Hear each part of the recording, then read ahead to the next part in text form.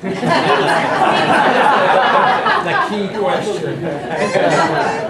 We'll help me welcome up Clay for his speech for Project 4, my firewalking experience. Whoa! Oh, yeah. You sit out of the hospital? Welcome, new Toastmasters. So last week, or a few weeks ago, India and I met up for a few hours to talk about internet marketing and that stuff. And we got to chatting, and she mentioned to me that I need to start going to different places, talk about other things other than real estate, money, and finance. So I'm going to try and do that today. The challenge was accepted.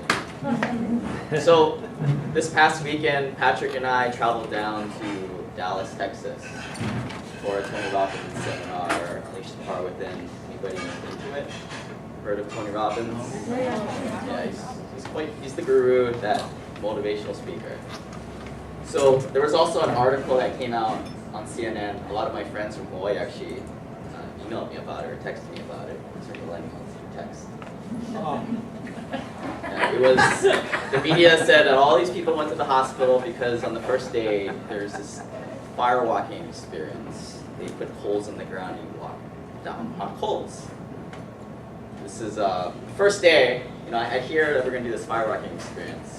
Quite honestly, I didn't really believe it. I thought it was some kind of trick, some kind of science, like the water condensation on the ground, or the coals don't quite conduct. And I kind of thought, like, where did this come from? I was back in Cub Scouts when you go from Cub Scouts to Boy Scouts. I think you're about 8 or 9. They do this ceremony. It's all dark. They have this little arrow, and they light the tip of the arrow on fire. And then you take your hand and you run your hand up the arrow and you put out the fire without getting burned. But there's a trick. There's like some kind of soapy substance on the arrow. It's a party trick. And it doesn't hurt. So I thought it was the same thing. The whole first day I think, oh, everyone's kind of like, oh, are you worried about the firewalk? I'm like, I'm not worried about the firewalk. It's not going to hurt. But like, I don't tell them that because they believe that it's real.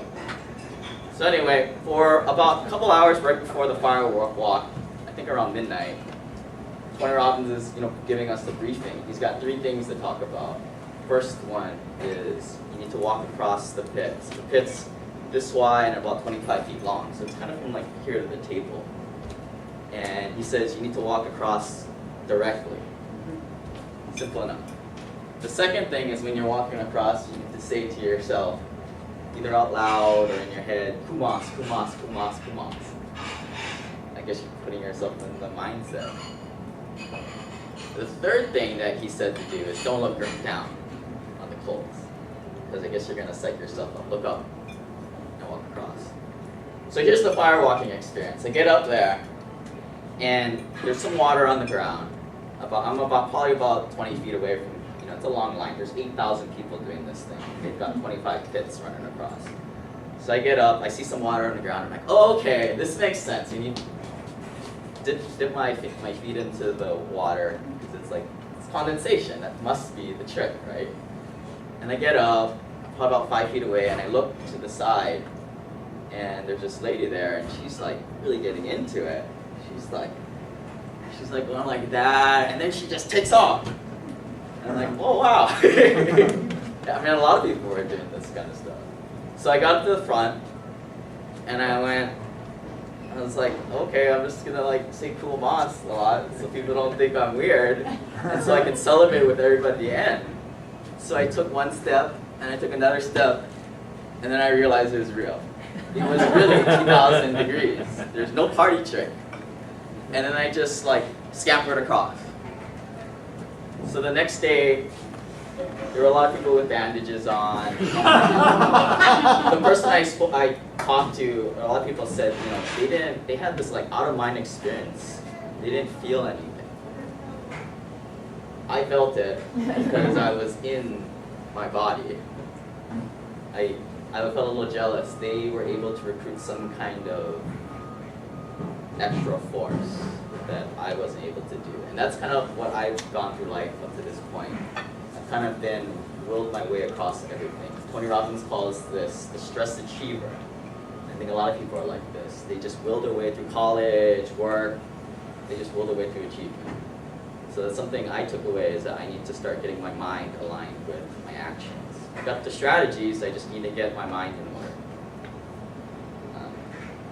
And that's what I need to start doing.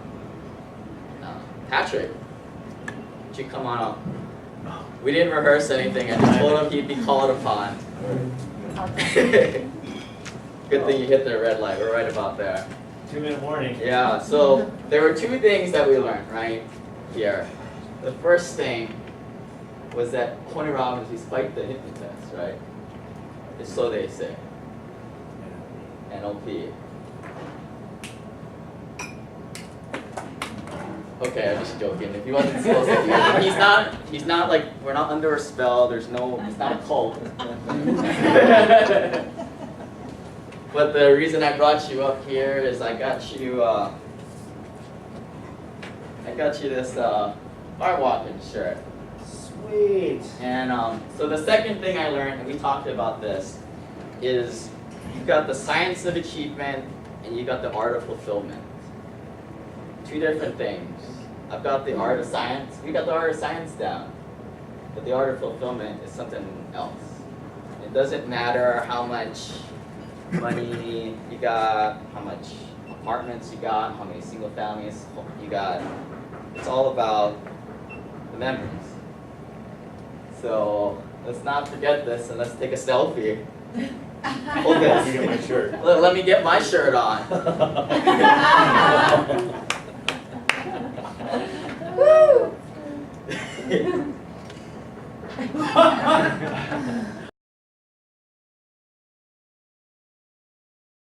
Thank you.